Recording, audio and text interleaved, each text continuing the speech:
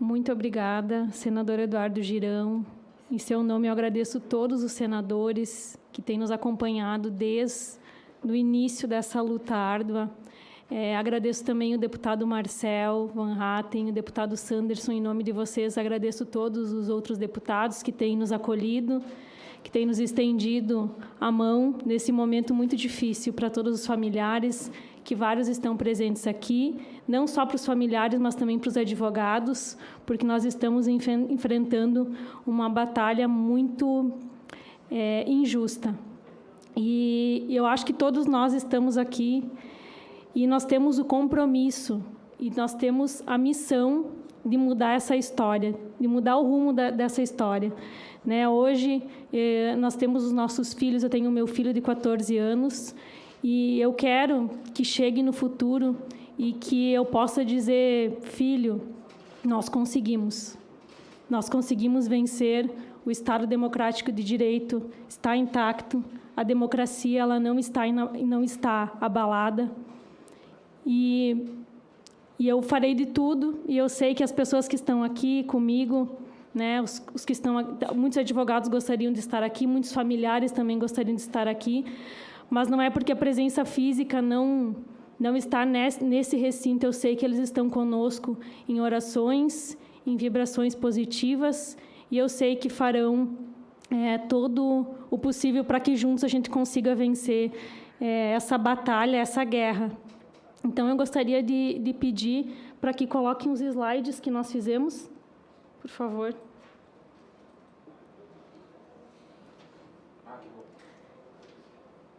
Eu também gostaria de agradecer, porque eu tenho vindo para Brasília, eu faço 1.923 quilômetros para vir e mais 1.923 quilômetros para voltar, todas as semanas.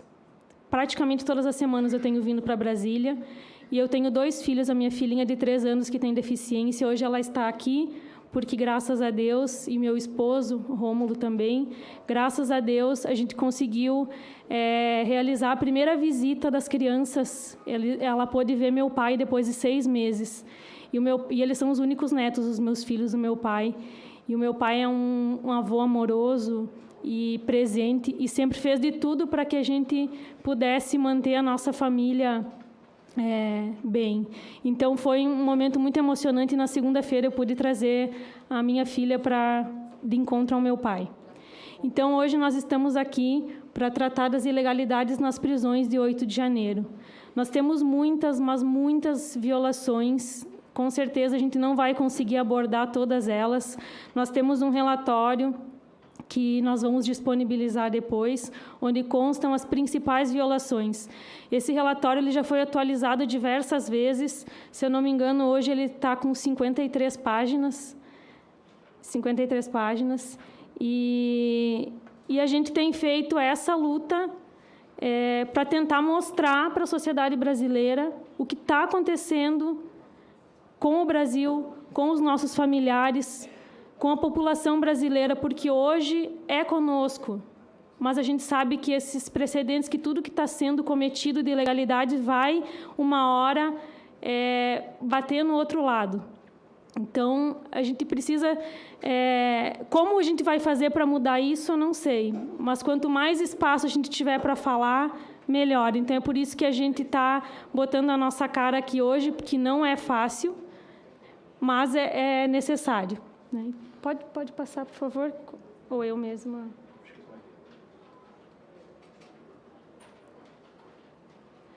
Então, antes, eu vou abordar mais as questões relacionadas às violações de direitos humanos que estão acontecendo.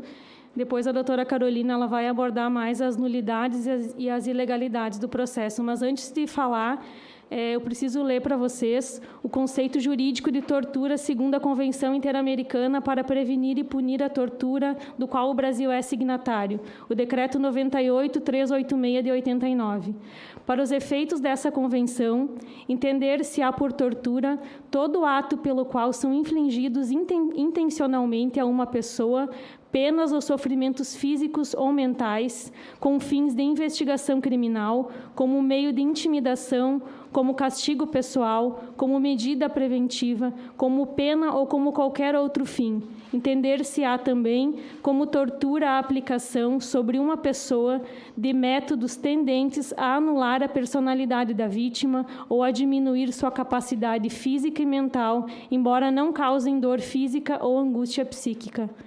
A gente precisa falar dos dispositivos do qual o Brasil é signatário, para que a gente possa demonstrar na prática o que está acontecendo hoje. Por favor. Então, a gente vai dividir em alguns momentos para tentar demonstrar o mais claro possível para todos vocês o que está acontecendo. Então, no dia 8 de janeiro, eu lembro que quando começaram a chegar as imagens lá de todo aquele cenário de guerra, foi muito assustador, e eu me lembro que a nossa família, nós nos ajoelhamos e ficamos desesperados, porque nós sabemos que os nossos familiares, que as pessoas que foram para lá, vieram aqui para Brasília, não tinham essa intenção, não vieram para esse absurdo que aconteceu. E, desde já, eu digo para vocês que nós não estamos aqui para defender quem cometeu um crime, né, para quem vandalizou, mas a gente quer que essas pessoas tenham também o direito a se defender. É por isso que os advogados lutam, a gente tem esse compromisso e essa missão. Então, mas que pague dentro das proporções dos crimes que cometeu. Não dizer que se houve uma tentativa de um golpe de Estado no Brasil é muito grave, com estilingue e bolinha de gude. Parece uma piada, mas é isso que tem. É isso que tem no processo. Está escrito isso. Então, a gente precisa individualizar as condutas e punir quem de fato cometeu, mas aí a gente faz a pergunta: é reclusão? É crime de reclusão? Não existe hoje nada que desabone a conduta dos nossos familiares para eles estarem 6 meses presos. É uma prisão completamente ilegal. E eu tenho certeza que nós vamos conseguir demonstrar, e estamos aqui para isso. Então, no dia 8, como nós estamos vendo agora nos depoimentos das testemunhas da acusação, nós até fizemos um compilado de uma das audiências. 3 horas nós transformamos em 20 minutos, e ali fica muito claro as respostas das testemunhas da acusação sobre um pequeno grupo que vandalizava, enquanto um outro grupo filmava, o outro grupo orava, e eles respondem assim que as bombas elas eram jogadas de cima para baixo por helicópteros. E uma das perguntas feitas que nós temos nesse vídeo compilado é se o ambiente ali fora, se existia como as pessoas ficarem ali fora. Se poderiam ter pessoas corrido para se abrigar dentro dos prédios onde não se tinha o gás, enfim. E o próprio policial do GSI, que estava dentro do prédio desde as 7 horas da manhã, ele fala que sim, que poderiam existir pessoas que entraram para se abrigar. E a gente sabe que isso aconteceu. A verdade é essa, né? Então, a ordem também que eles falam, as testemunhas da acusação falam, é que foi para prender todo mundo. O grupo que vandalizou, ele não foi separado dos que estavam lá orando, ou que entraram para se abrigar, ou que estavam lá filmando, que nunca tinham vindo para Brasília, que foram colocados para dentro, né? Tinha um senhor idoso que estava ali do lado de fora, estava realmente muito perigoso ali, ele acabou sendo levado para dentro, né? Então, a verdade é essa, e a gente tem certeza que vai aparecer, como já está aparecendo nesses depoimentos, e a gente se pergunta por que essas pessoas continuam presas, mesmo depois de todas essas audiências que vêm acontecendo ao longo dessas últimas 2 semanas. Então, as prisões aconteceram no dia 8, foram as pessoas que estavam na Praça dos Três Poderes, né, no Palácio do Planalto e no Senado Federal. Essas pessoas elas ficaram mais de 20 horas sentadas, muitas horas algemadas para trás, depois que elas tiveram autorização para serem algemadas com a mão para frente. Ali não se... Eram muitos idosos, tanto que os policiais falam isso no depoimento, que teve algumas pessoas que precisaram de ajuda para subir nos ônibus. Né? Tem um policial que ele fala isso, ele reforça isso todos os depoimentos, porque a pergunta é feita. Então, assim, para vocês terem noção das pessoas que estavam ali. Então, as pessoas foram encaminhadas para a delegacia, elas ficaram muitas horas sem se alimentar. Para ir ao banheiro, elas tinham que pedir mais ou menos 5 ou 6 vezes para alguém retirar a algema para poderem ir no banheiro. E por volta das 10 horas da manhã, então, mais ou menos, elas foram encaminhadas aos presídios da Papuda e da Colmeia. Eu me recordo que eu chego em Brasília às 8 horas da manhã da segunda-feira e eu sabia que meu pai estava sem algumas medicações controladas, e quando eu falo isso que aconteceu com meu pai, é porque eu sei que aconteceram com outras pessoas. Porque como tem muitos idosos, a maioria das pessoas tem comorbidades e tomam medicações controladas. E essas pessoas ficaram sem acesso às medicações vários dias. Eu lembro que eu cheguei e comprei a medicação e fui até a Polícia Civil, que eu tive informação de que meu pai estava lá. E eu lembro de eu chegar e, pela primeira vez, eu uso a minha carteirinha da OAB em 8 anos. Eu, me formei e nunca tinha advogado.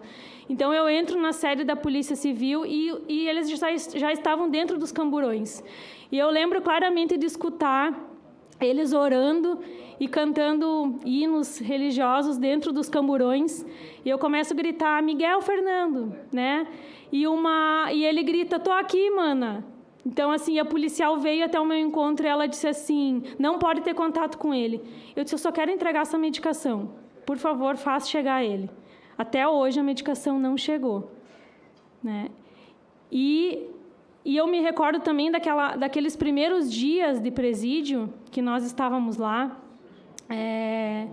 Eu me recordo que me chama muita atenção também que a doutora Tainá, que é minha amiga hoje, né, que nós construímos uma relação juntas, passamos por esse sofrimento, porque ela também teve um familiar. E eu me recordo da história que ela conta, que quando ela chega no presídio, o irmão dela não estava registrado, então ela ficou 2 dias procurando o irmão que não estava registrado, que ele estava dentro do presídio. E aí ela sobe até o bloco e ela começa a gritar, e quando o irmão escuta a voz dela, ele fala, tô aqui. Aí aquele alívio de saber que uma pessoa de tão boa índole está lá, e naquele momento a irmã estava lá para poder acolher e entender e explicar, porque ninguém entendia, né? Tanto que, agora, voltando um pouquinho, quando eu estava indo para Brasília com meu irmão, meu pai disse assim, mana, não vem, a estrada é perigosa, e isso aconteceu com outras pessoas, por isso que eu relato o meu caso, porque amanhã a gente vai sair.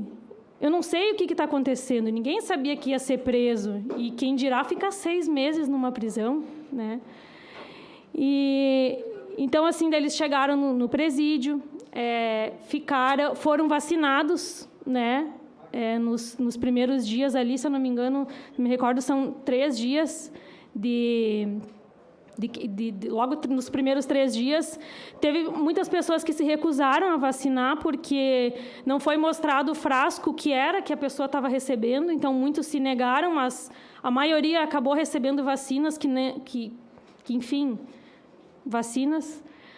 E eles ficaram ali mais ou menos uns 7 dias com a mesma roupa, sem toalha, sem higiene, kit de higiene básico. Então, assim, hoje a gente fala, a gente escuta muitas coisas, a gente faz de conta que não escuta, porque quem está lá preso, a maioria das pessoas, são pessoas trabalhadoras, sabe? Pessoas de sol a sol, que pagam seus impostos, né? São pais de família, crentes. E quando a gente fala isso, não estou falando de pessoas perfeitas, porque todo mundo erra. Ministros erram nos seus depoimentos, né? Todos nós erramos, a gente sabe disso.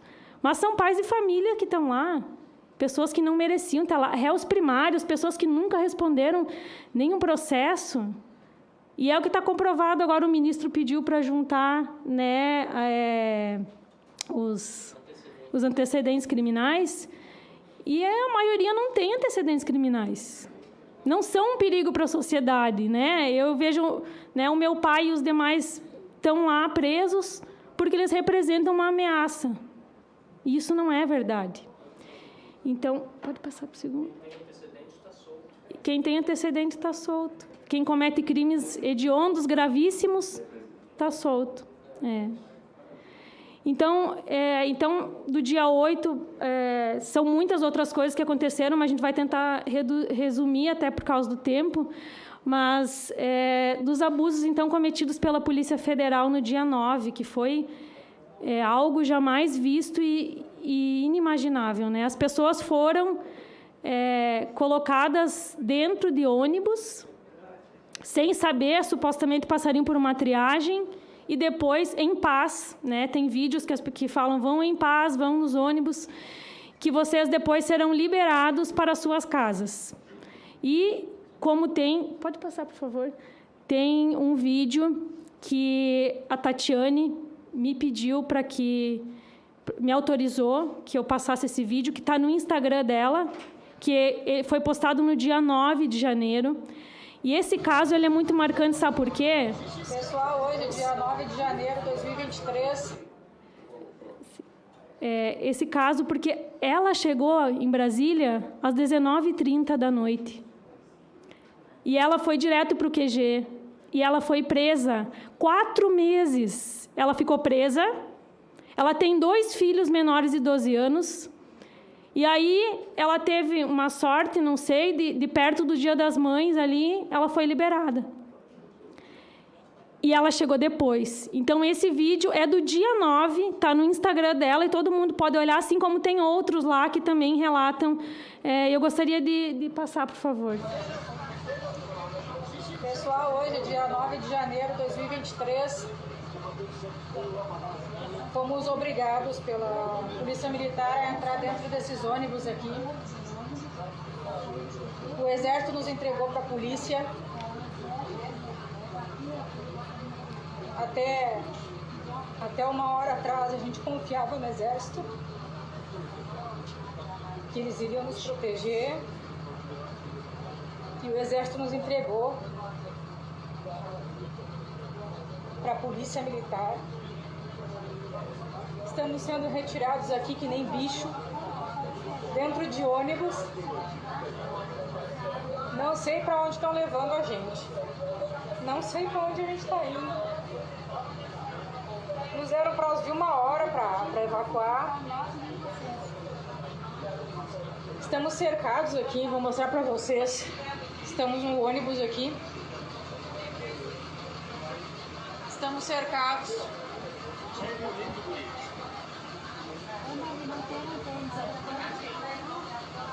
Estamos todos no ônibus aqui. Estamos esperando para ver para onde é que vão nos levar agora. Tá bem. Obrigada. Então, ela chegou... Assim como aconteceram outras pessoas, parece que tem uns ônibus de outros estados, acho que, se eu não me engano, não sei, Espírito Santo, chegaram outras pessoas também, e elas foram colocadas todas dentro do ônibus, todas as pessoas que ficaram orando na frente do QG por 60 dias, onde não tinha um papel de bala no chão, essas pessoas foram colocadas dentro dos ônibus e foram levadas para a sede da Polícia Federal. E elas ficaram das 8 da manhã até 1h30 da tarde, sem água, sem comida, sem banheiro. Então, o relato que eu tenho de várias pessoas é que, às vezes, algumas utilizaram sacolinha de mercado para fazer as suas necessidades, porque elas estavam presas dentro dos ônibus. Elas não tinham escolha. Tanto que mostra nessa foto, assim que elas tiveram a oportunidade de descer dos ônibus, elas fizeram banheiros improvisados, porque a necessidade era realmente extrema. E elas foram receber a primeira refeição no final do dia, se eu não me engano, 5 horas da tarde. Então, eu me recordo também de chegar lá na sede da polícia. Eu lembro hoje, parece um filme, porque...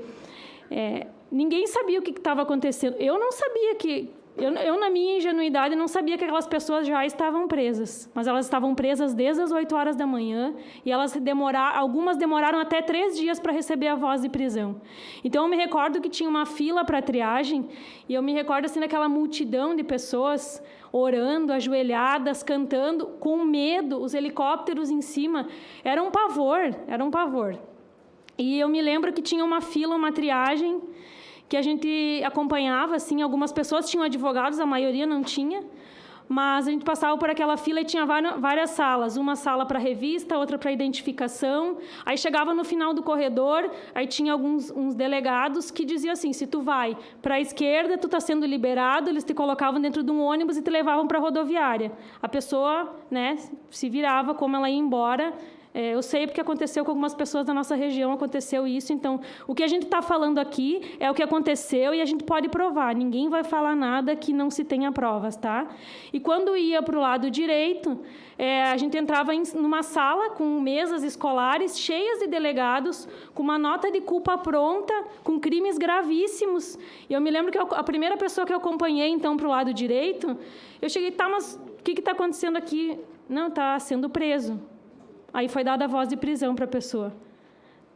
Então, assim, aí o desespero tomava conta, a gente precisava ser um pouco psicólogo, um pouco advogado, um pouco amigo, sabe?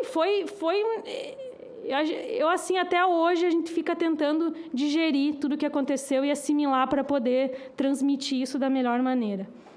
E pode passar, por favor. Então, aqui tem uma prova... Um videozinho, por favor, se puder colocar. Boa! Deixa eu filmar ali essa comidinha.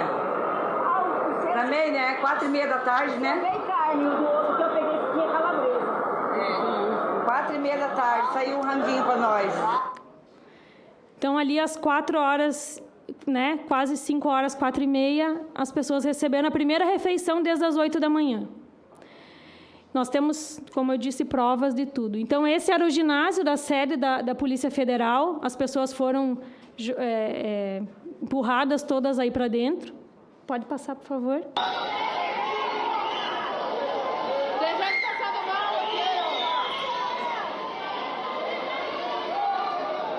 Pode passar, por favor. Acho que eu já... Então, eram essas as condições em que as pessoas que... chegaram depois, que não participaram dos atos, enfim, não posso falar sobre todas, mas 1.500 pessoas estavam na sede da Polícia Federal sobre essas condições. E teve uma pessoa, que é esse rapaz, ele tentou suicídio, ele cortou os pulsos, inclusive ele é assistido pelo Dr. Ezequiel, que está aqui, né? Ele foi encaminhado para o hospital, né, de Sobradinho. E a gente acredita e espera que na CPMI vocês possam pedir essas informações dos hospitais, enfim, ali da região, para que a gente possa saber a quantidade de pessoas que passaram mal e que foram atendidas, né, nos hospitais. Amarra pulso! Amarra pulso! Estão se matando! Amarra pulso! De 2023, cortou o pulso. Então, como eu já falei, existe também um relatório da Defensoria Pública também, que acho que depois a doutora Emanuela vai poder falar sobre esse relatório, né? Não vou me estender. Mas ali, então, naquele dia, então, as pessoas que não tinham critério, umas eram liberadas, as outras eram presas. Eu lembro que mudava muito, assim, a cada horário. Por exemplo, até às 2 da manhã, às vezes, as pessoas chegavam, eu tomo essas medicações, então a pessoa é liberada. E chegava num outro momento, as pessoas com as mesmas condições eram presas. Então, ali foram presas. Até um cachorro foi preso. A doutora Bruna adotou um cachorro que foi preso junto. Tinha uma criança, sim, tinha uma criança, né? A gente tem prova disso também. Então, ali foram presas mães com filhos menores de 12 anos, pessoas com comorbidades graves. Tem um senhor também que usa fralda, com câncer, que ele ficou preso também quase 4 ou 5 meses. Ele foi um dos presos aí, nesse momento. Ele tinha um parecer para liberdade provisória e ele continuou preso por 4 meses por um critério que ninguém sabe. Então, assim, a gente já falou da carência, então, dos materiais de higiene pessoal, roupas, absorventes lá para as mulheres, porque o sistema penitenciário também recebeu, né, essa prisão toda em massa de muitas pessoas, e a gente sabe que não se tinha as condições para receber tanta gente, tanto que os blocos foram inaugurados ali, naquele dia. Inclusive, a água ela saía dos canos enferrujada, e aí eles colocavam meia para dar uma filtrada ali na água para poder tomar. O alimento, então, das casas penais, depois, mais tarde, a gente vai falar que tem larva. Essa semana que passou agora foi encontrada uma gilete e caco de vidro. Parece que os policiais tiraram foto, nós ainda não tivemos acesso se teve um relatório que falou sobre isso ou não. Mas as pessoas perderam muito peso, porque não tem realmente como se alimentar. E para nós a comida é sagrada e nós não entendemos o porquê que é feito isso com o alimento para as pessoas que estão lá. E não só para eles, para todos, né? A alimentação não deveria ser da maneira que é. Existem pessoas que perderam 20 quilos. Tem uma colega que me relatou esses dias que um assistido dela perdeu 30 quilos. O meu pai perdeu 16 quilos. Das dificuldades das visitas impostas às famílias. Quem não tem a vacina da Covid, mesmo que a OMS decretou o fim da pandemia, mesmo para visita virtual, as famílias não conseguem fazer o cadastro, porque o cadastro é único e exige a vacina. Então, mesmo sem a vacina, as pessoas não enxergam, não conversam com seus familiares há 6 meses. Tem muitos casos que acontecem. Tem crianças que pensam que o seu pai morreu, né? Eu escuto isso todo dia, porque, como presidente da associação, a gente está fazendo esse trabalho de acolhimento para essas famílias. Então, chega todos os dias, cada pessoa ela tem uma história, ela tem uma importância, e a nossa missão é acolher todas essas pessoas. Então, também, eu vou acelerando, porque acho que meu tempo está... né? Mas sobre a politização ali do Dia da Mulher. A liberação das mulheres no Dia da Mulher, né? Isso é um absurdo, porque nos faz questionar qual é a legalidade das prisões dessas mulheres, se foi utilizado a artimanha de liberação dessas pessoas no Dia da Mulher.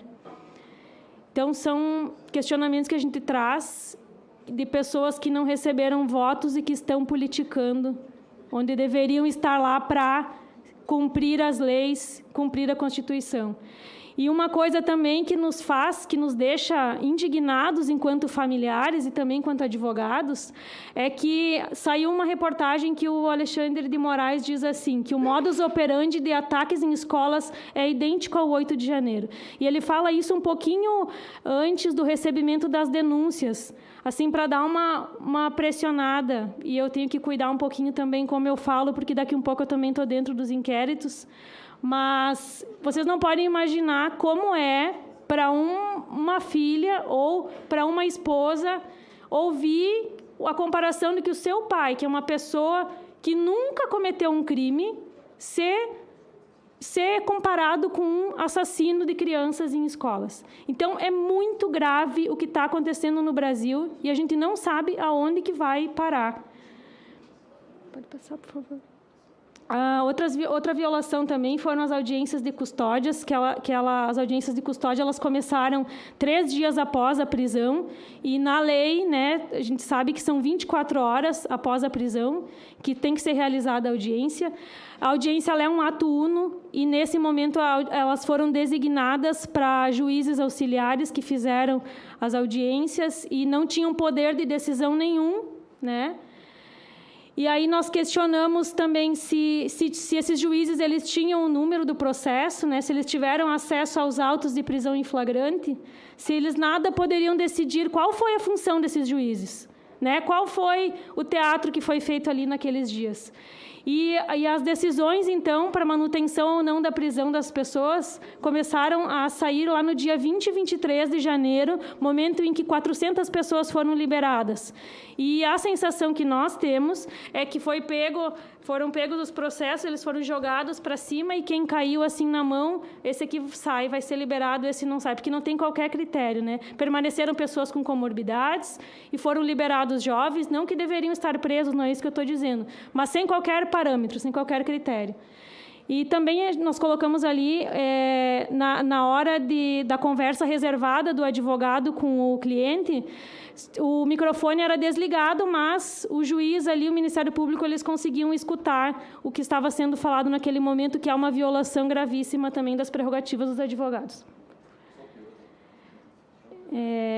Também a gente precisa falar da gravidade das medidas cautelares aplicadas a essas pessoas que estão saindo com tornozeleira eletrônica, que precisam se apresentar em juízo uma vez por semana, né? Tem relatos de pessoas que me disseram que na comarca não tinha essa possibilidade de ir lá toda semana se apresentar. É mensal, mas para nós, para os nossos familiares, é semanal. Recolhimento domiciliar noturno. Então, o que acontece? As pessoas perderam seus empregos. Aí vai lá, conseguiu um emprego. Olha, assim, eu preciso de um emprego, mas eu uso tornozeleira eletrônica, eu não posso trabalhar de sábado, eu não posso trabalhar depois das 18 horas, porque eu preciso estar reclusa na minha casa, porque foi uma determinação, porque eu não sei, porque eu não cometi crime nenhum, mas isso aí, são essas cautelares que me mantêm fora da prisão, porque senão eu preciso estar dentro, preciso estar presa. Eu não posso me comunicar com ninguém das pessoas que eu convivi por 60 dias nos QGs orando, não posso me comunicar com essas pessoas, e dentre outros abusos e absurdos. Essas cautelares, elas são para pessoas que que estão respondendo por crimes com pena menor de 4 anos. Então, elas podem responder em liberdade, mas com todas essas cautelares impostas pelo ministro Alexandre de Moraes. Então, assim, a gente queria trazer um pouquinho de algumas situações que aconteceram, né? Teve uma pessoa que perdeu o funeral da mãe porque ela não conseguiu se deslocar da cidade, ela não conseguiu autorização. Quando ela recebeu a autorização, até nesse caso ela recebeu, a mãe já tinha sido enterrada. A pessoa que está exercendo trabalho braçal com gerador de energia do lado, nós temos foto, né, dessa situação, dessa denúncia que chegou para nós, porque ela precisa recarregar a tornozeleira eletrônica. A pessoa que precisou de autorização para acompanhar o parto dos filhos, pessoa que precisou de autorização para retirá-la da tornozeleira para realizar uma cirurgia. E tem também o senhor de 74 anos que ficou por 3 meses pedindo autorização para ir no casamento da filha. A filha está aqui, e ele tem 74 anos, e ele não pôde ir no casamento da filha. Depois a gente convida ela, se ela quiser falar algumas coisas no final. Pode passar. A gente sabe que existem muitas outras violações, situações graves. Nós temos aqui os laudos, perícia forense, de um rapaz que é autista, Jean. Ele está preso até hoje também. Ele só pede por que eu estou aqui? Eu só quero voltar para casa e ver a minha mãe. Então, assim, nós estamos fazendo agora uma corrente aí, porque é um absurdo. Onde estão os defensores, né, que permitem esse absurdo, um autista estar preso lá até hoje? Tem mais 4 mães com filhos menores de 12 anos que permanecem presas. Onde estão? Cadê a OAB? Né? Onde estão os defensores das crianças e adolescentes? É muito, muito, muito sério. Então, assim, os dispositivos que foram violados, a Declaração Universal dos Direitos Humanos, Convenção Americana dos Direitos Humanos, o Pacto de São José da Costa Rica, Convenção Interamericana para Prevenir e Punir Tortura, Pacto Internacional sobre os Direitos Civis e Políticos. Aí a pergunta que todos estavam fazendo: cadê os direitos humanos? Cadê a OAB? 1º de fevereiro, procuramos a Comissão de Direitos Humanos da OAB, que não tem competência, mas ainda nos ajudou, de certa forma. Dia 14 de fevereiro, procuramos a ouvidoria da OAB, sem resposta até o momento. 14 de fevereiro, Conselho Federal da OAB, sem resposta. 28 de fevereiro, Ministério dos Direitos Humanos, sem resposta. 26 de fevereiro, Vara das Execuções Penais do Distrito Federal, gerado pedido de providências. 11 de abril, leitura da Carta Aberta das Famílias em frente ao Conselho Federal da OAB, sem resposta. 7 de março, reunião com presidentes da Comissão Nacional de Prerrogativas e Valorização da Advocacia, Dr. Ricardo Breyer, doutora Cristina Lourenço, doutora Priscila Lisboa, sem resposta. Entrega de relatório sobre as violações na Frente Parlamentar da Advocacia. Tivemos a oportunidade de conversar com o Dr. Beto Simonetti, o presidente da OAB. Conversamos, reunimos vários advogados ali, explicamos a situação para ele e entregamos o relatório sem resposta.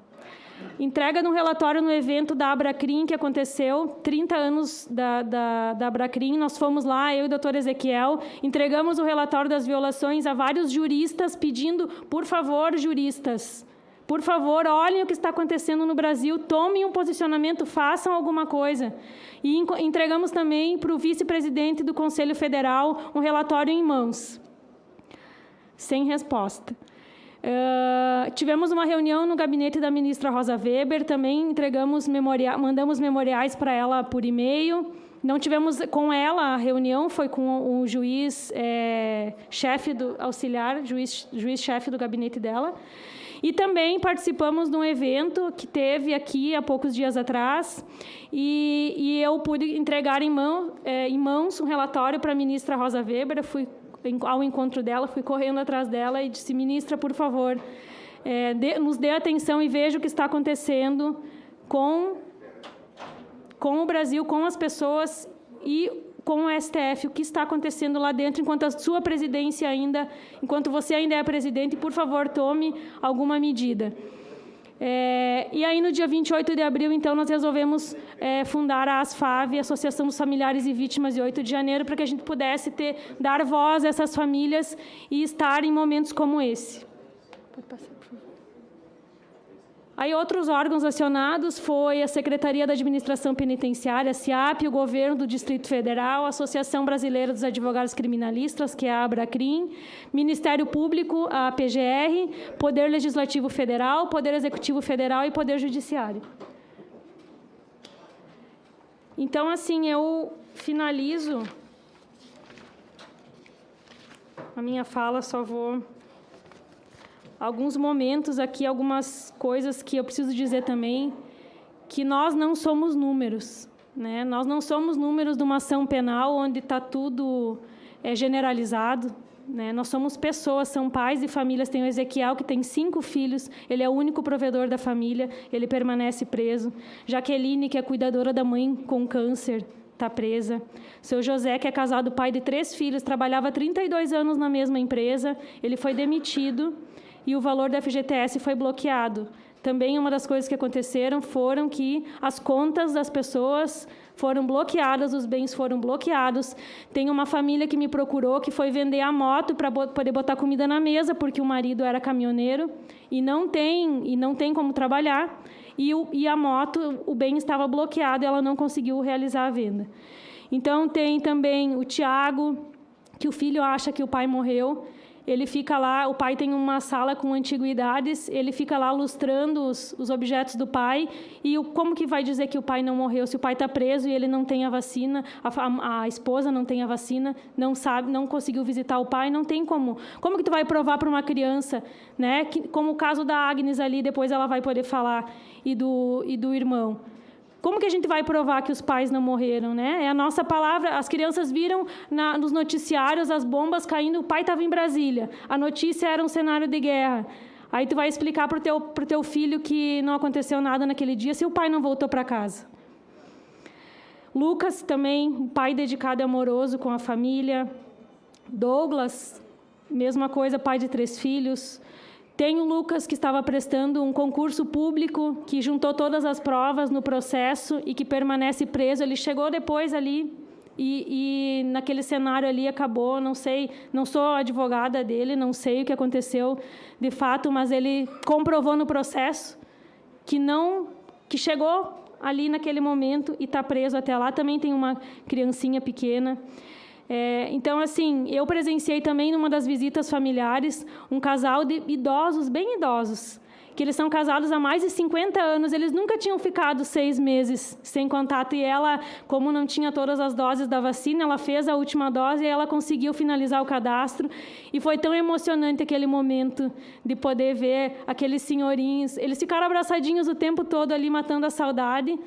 Então, é muito dolorido o que a gente tem vendo. Tem um estrangeiro também preso, de Portugal, que também tem filho menor, tem esposas gestantes, tem pais que o filho nasceu que não conheceu o seu filho, tem pais que o filhinho começou a caminhar, mães, avós, que a criança começou a caminhar e todo mundo está perdendo, né? Essa fase. São 6 meses. O senhor de 72 anos que permanece preso, são 6 meses da vida dele que ele deixou de estar no convívio do lar.